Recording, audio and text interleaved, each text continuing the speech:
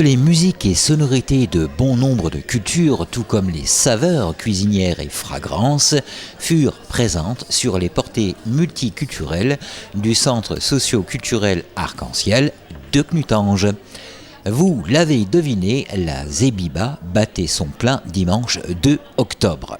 On est déjà très content de pouvoir refaire une Zebiba cette année, après 2 ans d'interruption.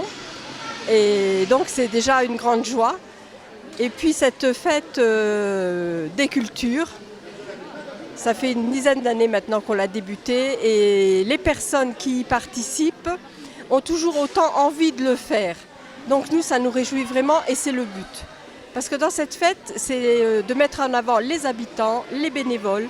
C'est eux qui choisissent ce qu'ils veulent présenter, ce qu'ils veulent nous faire découvrir de leur pays et partager. Petit retour en arrière sur le nom. En Algérie, la Zebiba désigne une célébration compétitive pratiquée par 2 communautés de Djanet. Elle mêle danse, chant et port de costumes traditionnels. En 2014, l'UNESCO l'inscrit même sur la liste représentative du patrimoine culturel immatériel de l'humanité. L'origine de cette fête est indéterminée. On raconte que 2 tribus du Tassili-Najer mènent une guerre fratricide, mais se réconcilient en apprenant la victoire de Moïse sur le pharaon. C'est leur paix que célèbre cette fête. Par rapport à ça, on remarque que dans les différents coins du monde, on retrouve quand même des choses qui se ressemblent et ça fait du bien, je pense, pour le vivre ensemble. Elle permet à toutes les cultures qui sont présentes dans la ville et au-delà de présenter leur culture. Le brassage culturel fait partie de notre ville intégrante. Elle fait partie aussi, je pense, à mon sens, de notre pays. Elle est essentielle, c'est un vrai enrichissement culturel et c'est un enrichissement culturel et on est ravis que tous les ans on puisse accueillir cette manifestation.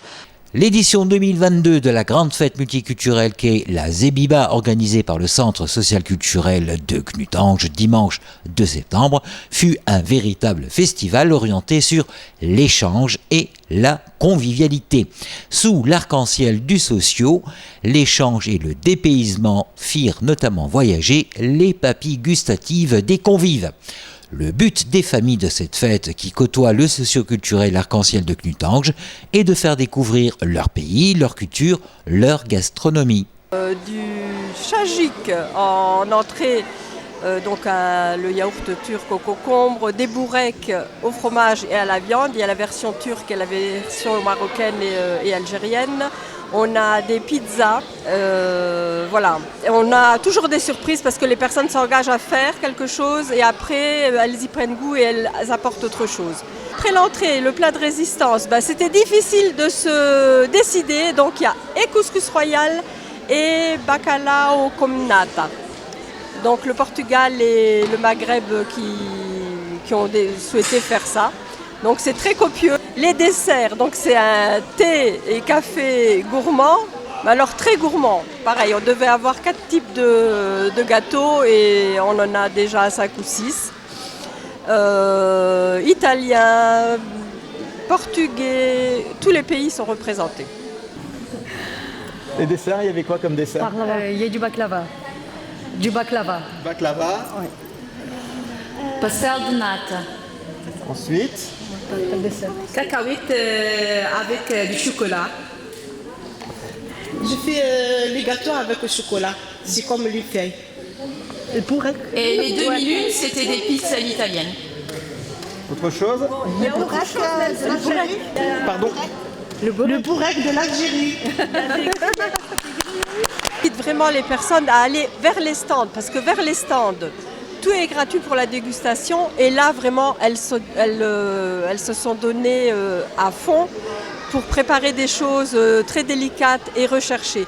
Donc ça serait vraiment dommage de se priver de la visite des stands.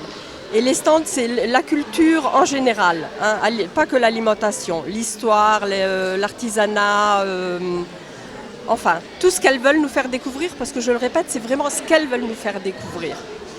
Bon nombre d'activités sont sous l'arc-en-ciel, périscolaire, activités ados avec, sur certains projets, un partenariat avec les communes de Nilvange et Algrange, le secteur famille.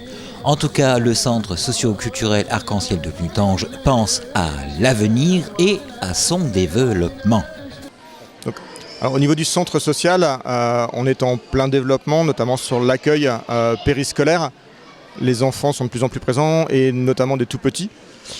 On attend maintenant avec impatience le futur bâtiment. Le permis de construire va être déposé très prochainement, donc ce qui va nous permettre d'avoir un meilleur accueil, de développer nos projets, notamment toutes les activités autour du secteur famille, créer un lieu, un vrai lieu d'accueil où les familles se sentiront chez elles, pourront venir à n'importe quel moment pour simplement discuter, boire un café et se retrouver, qu'on puisse dynamiser un petit peu ce secteur.